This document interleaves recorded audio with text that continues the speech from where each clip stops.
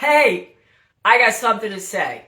And I know I always have a lot to say, but Sissy's here! Woohoo! Susan Sandler. I call her Sissy Sue. Why? Because when I instantly met her, it was like we were separated at birth. It was incredible. Shout out to Kathleen Kelly, who set it up for us. She's like, you're going to love her. And we sat next to each other. I think it was at a Walnut Club meeting, maybe. I think that's what it was. Fem City and Walnut Club were meeting together. And Susan Sandler was there. And Kathleen Kelly said, sit next to one another. And then the magic happened. Oh, I'm not done bragging about you. Go on. So anyhow, I was telling him how you're my sissy. We were separated at birth, but really, we were just magic. It was just magic when we met, instantly. Yeah, it was. I couldn't believe it. You were my kindred spirit, and then some. And then some. And now, okay, I just have to tell everybody this, but you may not want to share it. I share Every time I look at your email and I see your pictures, I get the biggest, happiest, proud smile. I don't know why. Oh, that's every single time. So I pulled up your signature because it says Theatrical Speaker, Clarity Strategist, and Fear-Buster. And I'm looking at you. Normally I pull up people's pictures when I can't see them. Yeah. But I love this. It just so embodies you. Oh, thank you. Thank you. It really does. Feel it in the bones. Yeah. All right. So we have a big topic today, and the show's only 30 minutes long. I told so many people, they had so many questions for you. I said, hold the horse. We'll get some of them in. But first of all, tell us your statement. What's the one thing you wanted to get out to women and men who are listening around the world? And the secret word is ripple. Yes, that your actions create a ripple. So that is such like a short little statement, but has a huge impact in the world. Yes, yeah. We really do have a lot more power and influence than we may realize. And sometimes we don't realize it for years, the kind of effect, plus or minus or whatever, that we had on other people. Yeah. You know what? I was just at a meeting today, and one of the women said, who's listening to me? Meaning, she's not in the know, she didn't have a social media following. And all the other women looked at her and said, everyone, we all listen to you. And isn't it crazy? In her mind, she didn't think she had an impact because she didn't own a law firm, didn't have thousands of followers on social media, wasn't the CEO or CFO of a big company. Like all these other women had things, and it really hit me, Sissy, how she was feeling insignificant because of that. And I was like, what are you talking about? But it's easy to get trapped in that. Well, I think sometimes we make an assumption that the louder and bigger we are in a room, that is really what impacts people. And in my experience, many times we can have quiet power, which is, in a lot of ways, so much more powerful when we listen, our presence, our being there for someone, sharing our wisdom, but in a gentler, quieter way. That's what is rarer in the world, I think. Ooh, I wish I would have said that. Should I go back to the lunch again? No, you're right. Because the people, and I'm not one of them. I mean, I am a very, very good listener, but I'm not one of them that doesn't speak that often. But those people who are like that, when they speak, you're like, whoa. Yeah. Yeah. Talk about the ripple effect. I tell you that all the time about my son. Very quiet, very introverted, but when he tells me something, I'm like, oof. That's It's so right. insightful. Yeah. Yeah. Yeah. All right, so I want to dive a little bit more into that because I didn't even think about that for today. Because I think that is a huge thing. Not only you are not having an impact or ripple effect because you're not whatever you think you should be out in the world anymore, but also that truly listening to someone, really intently listening, has a massive impact on them and what could happen down the road that you may, like you said, you don't know. That's right. Yeah. I mean, in my life, I found out years after from people either I managed or I worked with or whatever that was, that there was something I said or did or was that really made a profound impact on them and in some respects changed their trajectory. And I had no idea. Yeah. Isn't that wonderful, though, that you got to hear some of that? Because sometimes we never hear any of it. That's true. What a blessing and a gift. Yeah. That, you were able to circle back and hear. You really made a difference. Because I remember you saying, like, I had no idea. I was so young for some of those jobs. Right, right. When I was a social worker supervisor, I worked for the Department of Human Services in Child Protective Services. I was in my 20s and 30s. And, I wound up managing a group of people. I didn't know what the hell I was doing. I mean, I really didn't. And, fortunately, when I realized that I needed a lot of help, I literally contracted with a psychologist to help me be a good manager because I didn't really have it. I paid him out of pocket because, there were kids on my watch. If I made a mistake by not leading someone appropriately or managing someone appropriately, a kid could be harmed. And that realization really made me take that move. And at the time, I didn't have really an effective supervisor to give me guidance. So that's what I did. And years later, actually a couple weeks ago, I heard from someone I managed through Facebook that I was a wonderful supervisor and that if it wasn't for me, he didn't think that he would have had the career that he did. And I had no idea. I was so young and it was very meaningful for me. Absolutely. All right, let's back up a second, though. How about you having the wisdom to hire someone? Who does that in their 20s? Who even thinks they need it, and who's willing to pay for it out of their pocket? So let's give you major props and credit there. Yeah. I mean, honestly, Sissy, I don't know anyone. Yeah, I did. Yeah. That's crazy that you knew, all right, I need more, information on how to be a great leader, a manager. I mean, and I'm going to pay for it myself. That doesn't happen. Well, I don't know, Sandy. I mean, maybe, I suppose that's rare. But, when we have values that are really, that we really hold dear, and we're in that circumstance, I mean, I guess it was so painful to me that because of my inexperience, I would make a mistake of omission or commission. That would result in a child's life or welfare. I just, it was so profound to me that I had to do something.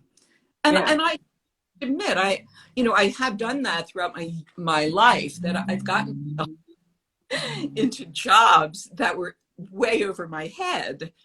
Yeah. If I didn't have a manager who really, stepped in to give me guidance, I would seek outside help. I mean, I had a mentor for over That's 25 incredible. years. Yeah, That's awesome. That's awesome. yeah, I think that's really important. Well, there's another pearl of wisdom, because I know even for a lot of my clients who finally reach out, their first thing they say to me, it's hard for me to admit that I need help. Mm-hmm. It's really hard for them to take help, to take guidance. So, I mean, that's really a special gift to know, hey, I want to learn more about this area. I don't have, which we all do. I always say, I don't know anyone out there who couldn't benefit from talking to somebody about some area of their life all the time, right? I mean, you can always learn from others. But I'm just blown. I did not know that. I'm just blown away that you started at such an early age to recognize that. Yeah.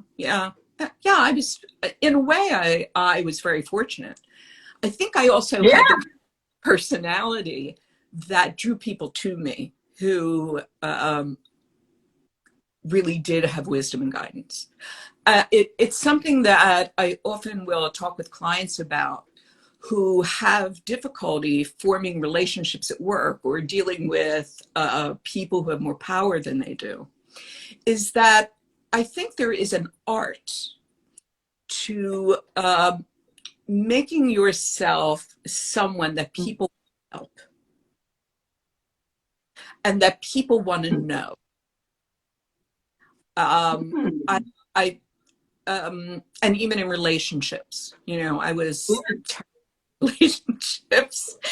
You know, I've often, I was a therapist's dream. I went to therapy so long with so many people because of my the choices that I made. But I in my 40s and 50s learned how to relate to a man. I mean, I just didn't have any idea how to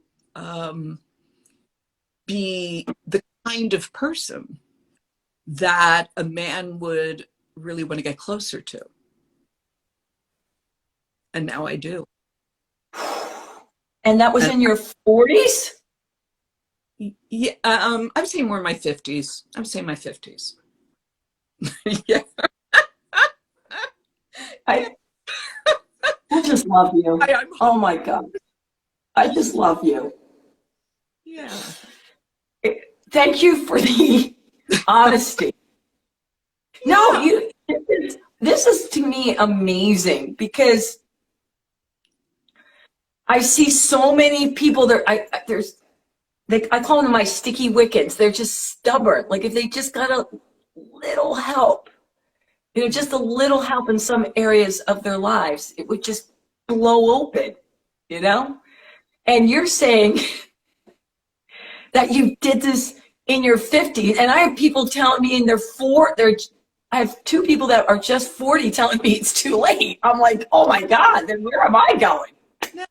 But you know what? I think, you know, I think it's important for me to say that in all of these cases, it was because I had hit bottom, some kind of bottom. Okay, I got you. I knew I needed guidance, and I was, for the most part, pretty open to learning. And that's the only way it happens. I mean, you have to be hungry to grow. You have to be open to new on for size. Yeah. Okay, so that's a big statement there.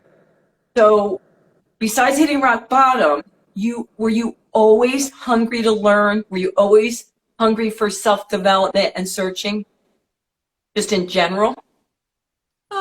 To a certain degree.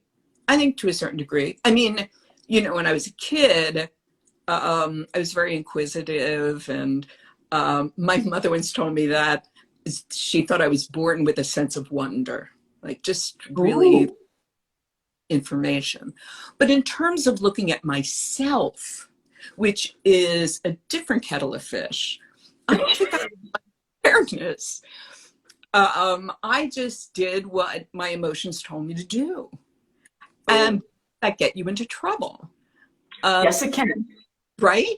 And it wasn't until much later when I wasn't getting what I wanted, and when I made some big mistakes in my life, which we all do. Yeah. That I was in such pain that I decided I've got to do something different. Yeah. And that's in my experience. Yeah. Well, before you came on the show, I told you that I was thinking a lot about the ripple effect in a different way and the impact. But it's kind of the same. For me, there are times when I put something out with a guest or live that I think, it wasn't that great, right? Wasn't. And then somebody will tell me that my goofy little 10-second dance made them realize they haven't danced in 10, you know what I mean? And now they're dancing, and it's only because I ran into somebody at the coffee shop or whatever. Right. And for me, I've always felt that way about the ripple effect, that even just a smile on someone's face at the Wawa, Whole Foods, Trader Joe's, or telling a joke, it might change not their life, it might just change their day. You just never know. Right. And so every time I go out the door, I think about that. Like, how am I going to impact someone? And I have to be okay that I never may find out. But then Sissy comes home for Italy with her story that made me think, holy freaking moly, about the ripple effect. And my heart just started pounding, because it was like, you really, really, really can have an impact on anywhere in the world and not even know it. But you had a gift. Yeah. So I would like you to share your Italy story, because talk about the ripple effect. Yeah. This was, I call it the magic that happened in Naples. It was expected. So a group of women and I, you also belong to Fem City. We went on a trip to Italy, to Sorrento. We stayed in Sorrento. And I had been there before. And my best friend, Bridget, hi Bridget, she was one of the women who went on the trip. And so after, we had a really great time with these wonderful humans in this wonderful place. And then Bridget and I made plans to go to Naples for 3 days. Now, my boyfriend and I had been to Naples several years ago. We loved it. And he picked the hotel that Bridget and I stayed at, because he wanted to make sure that it was in a safe part of Naples. Okay. So he picked the hotel. So it was the Grand Hotel Parkers, which my understanding is it's a 5-star hotel. So Bridget and I go there. And so the morning after we got there, we had ordered breakfast to be sent to our room. So there's, a knock on our door, breakfast is ready. I'm still in bed. And Bridget goes to answer the door. And I hear this: Susan Sandler! Susan Sandler! I love you! And this young girl walks into the room with a tray with coffee, etc. Yeah. Beautiful young woman. And she said, Susan Sandler, I saw your TED Talk. I love you. My TED Talk? I recorded this, I did this TED Talk in 2016. So I said, what the, I did use the F word with her, which was terrible. I said, how did you know my TED Talk? So she said that she had been in a management class. She had a project to do. And as part of the project, she did some research and came across my TED Talk, which she fell in love with, and she listened to multiple times. And just to carry this a little further, so my TEDx talk, for which I got a standing ovation, was the story of my mother, who rose from the ashes. And because of her courageous actions, she changed our family's life forever. So talk about ripple effect. So mom's action, brave action, which is what the TEDx talk is about. It's called Punch Fear in the Face and Claim Your Life. Impacted my father, impacted their lives, impacted my life and my brother's life. And I tell this story about what he did and got a standing ovation and impacted people apparently all around the world, like this young woman. Crazy. So she told other people at the hotel that she worked with, and two of them were the concierges for the Hotel Parker. It just so happened when Bridget and I arrived at the hotel, these two men dressed in morning suits, dressed exactly alike in morning suits, were very theatrical. And they sort of got into, oh, you know, we created this weather for you. What do you think? And because I began to play with their little theatrical piece, and I started singing Italian. I only know one song in Italian. And and so they knew, because I had told them that I had been a singer and I was a theatrical speaker, et cetera, et cetera.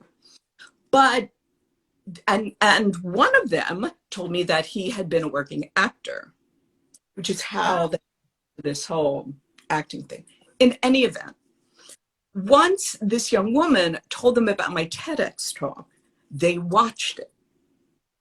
And as a result of that, they approached me, and one of them, Vincenzo, he acted in theater in Naples that's built in a church. He had been a working actor before he became a concierge. And he invited me and my boyfriend Joe to come back to Naples and do a masterclass with him for his students with the frontispiece as my TEDx talk. So what are the chances of that? I mean, we didn't even pick the hotel, and there were a lot of other ramifications to what happened. But yeah, see how the ripple effect that you can't even predict. If I had tried to make that happen, if I pushed it, never would have gone. Nope. But I believe it's when we are open to learning and possibilities, and we just ask ourselves instead of trying to prove ourselves, that we can have a profound impact, plus or minus. And tell them what happened when you got home. They did reach out. Oh, yes. Yes, they wanted to keep in touch with me. They did reach out, Marco and Vincenzo, and they told me that they had been invited to do a masterclass for concierges at a 5-star hotel in Italy, very famous, because they wanted to learn how they were able to turn being concierges into performance art. And they were using my TEDx talk as the centerpiece.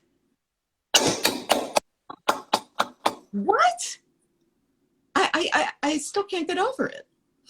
And as a result of that experience, what I decided was that I was done hiding. After COVID hit, I figured I'm not going to do my one-woman show any longer. I'm going to just, this is pretty cool. I just, Zoom and shit with clients. But after that experience, I saw it as a sign that absolutely. I need to be more generous with my gifts. And so I started rehearsing for my one-woman show. Yay, sissy! Right. And that is the other side of the ripple effect. You see how what they did impacted me. Yeah. Okay. So now, everyone, do you realize why I wanted Sissy to tell the Italy story. I mean, talk about the ripple effect. It's mind-blowing. Like, Joey booked the hotel. You didn't even pick the hotel. The woman shows up. What? You know me? From where?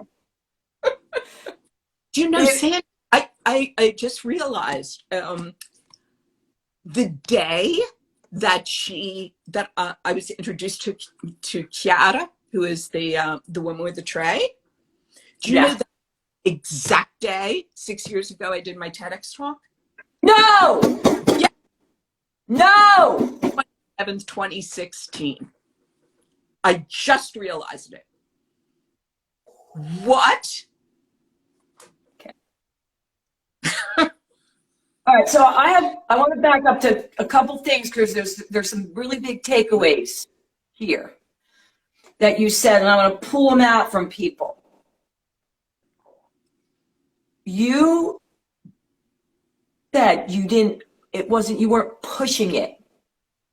And that if you were pushing it, like, I hope I meet like this person and I want to, do, my talk again. I want to do my performance again. And you were coming from what I call, it's either fear-based or love-based. That's when we hit brick walls and keep spinning our wheels. But for me, it's a matter of, this is what I really love to do, and then letting go and letting the magic happen. And here you are in Italy having a great time and also sharing your wisdom and kindness and with a lot of people that you met. Right. Your generosity of the gifts with different people you interact, just because you're being you. And I'm interested. Just because you're being you, and it's not like you're expecting anything, and because of that, you get this amazing gift from the universe. That's my thing. And takeaway. And you didn't ask for it. You weren't sitting there wanting it. You were just being who you are as a being, which is a lot of love, peace, and joy for the world. A lot. And a sign came to you letting you know, be, more, I love the way you put it, more generous with your gifts. And I think that's a great way to look at it, that we all have these magnificent, unique gifts. Some people think, what do I have? But we all have them. And instead of looking like, how am I going to get somewhere? How am I going to do it? You're saying, I should share these amazing gifts and be more generous. What I have to offer the world. Right. And don't, like you said, hide, or like, don't think it's not important, because if that isn't a sign that it's really, really, really, really important for you to do it, I mean, there isn't one. But we all have that. It doesn't mean you're a theatrical performer. Right. There's different ways to show and impact ourselves and impact others, but it's coming from peace, love, and joy. It's coming from that side, and that's why it's more magical. Yes, you can have things and you can force things, but it doesn't feel the same. This was coming from power versus force. And the universe just worked all the pieces out for you because of your generosity to spirit to others. Yeah. Yeah. I think I'm getting goosebumps again, and I've heard this story. Yeah. Yeah. And I cannot tell you, I think so many people need reminders that it's okay to want something, and it's okay to desire something you don't have, but how you go about getting it, if you're coming from, I don't deserve it, it's fearful, I'm never going to get it, it might take a lot longer. And here you were off having a fun trip, being filled with peace, love, and joy most of the time, and the magic happened. The magic happened. Yeah. Mm. And I also wonder too, the fact that I was being so playful. Do you know? Yes. You were joyful, you were light, you were having fun. There wasn't as much stress, and it was drawing people in. Yeah. Yeah. Yeah. When we shine our light.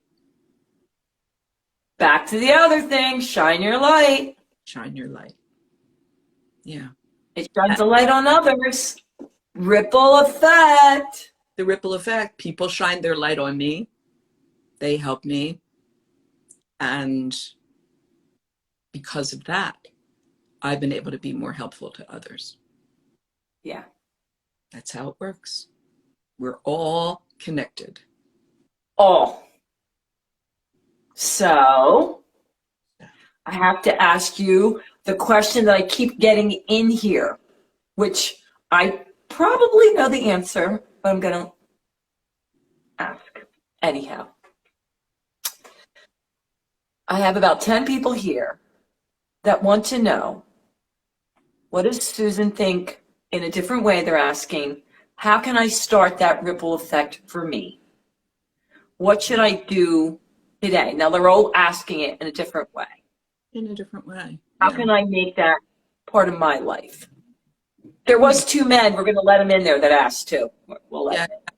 Yeah. Well, I think it goes back to what you said, is being a light for people. It's not about what you can get, it's what you can give. And stay open to new possibilities. Because when we have blinders on about what we really want, we really miss all the different possibilities that there are that could also fill you up. It's kind of like what you do when you go into a store and you try to make people laugh. Act like a doofus? Yeah. Act like a doofus. And, you know, many times you've made somebody else's day. I mean, that's happened to me when I complimented a cashier on her beautiful voice. And we got into a little conversation and I said, do you sing? And she said, I don't, but I want to. I've been invited to the church choir. And I said, well, you have a beautiful voice. Mm-hmm. And this woman wound up singing in the church choir. I'm just acting like a normal human being. Right. Yeah. Yeah. So it's about what you can do to bring light for other people, and listening and being open and being curious and really looking to within yourself to be the best person you can be. Well said, Sissy. Well said. All right.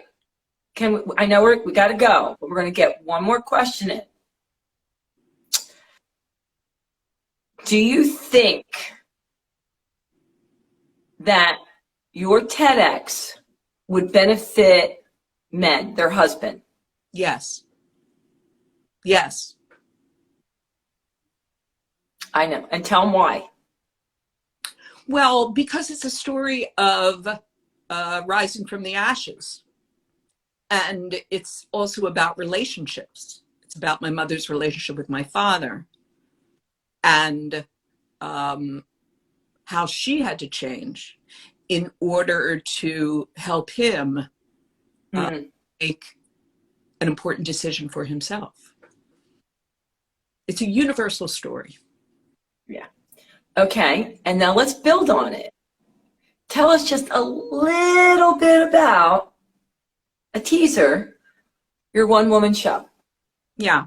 My one-woman show, it's also a theatrical keynote. It's called Wings, How to Find Your Voice on the Other Side of Fear. And it's a 45-minute show that basically is about how I rose from the ashes and became the person I was always meant to be.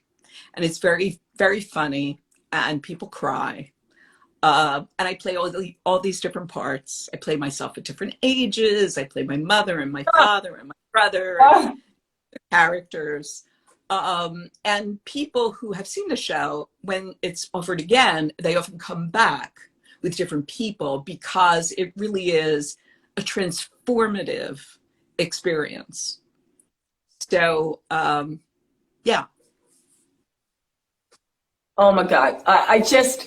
So I haven't seen in person the one woman show, but I'm imagining just from what I know of you, how, yes, you cried, but you must be laughing hysterically because of the characters you're playing. Yeah. And do you sing in it? It's the human experience. We do things. And you sing in it? You do sing? Yes, I do sing. Oh, God. Yeah. Get the show on the road, baby. Yes, ma'am. All right, Susan Sandler, Sissy Sue, tell them where they can find you. We got to go. Yeah. I hate to tell you. We got to go. Right. You can find me on my website at susanlsandler.com. Easy peasy. Lemon squeezy. All right, until the next person has to reschedule. I'm not sending out any vibes. I'm just not, okay? I'm just saying, inside joke, Neil. Right. What are you going to do? Me. Yeah. All right. Hey, I got something to say. You know you're going to want to share this. And don't worry if you missed it from the beginning, because I'm going to hit record as soon as we're done, and then I'm going to spread it around on all the platforms. And trust me, you're going to be pulling out little pearls of wisdom all throughout it. So you're going to want to listen from beginning to end and then push repeat. And if you want to repost, we won't be against it. Until next time, you know what I'm going to say. Toodles! Bye, Sissy! Ciao!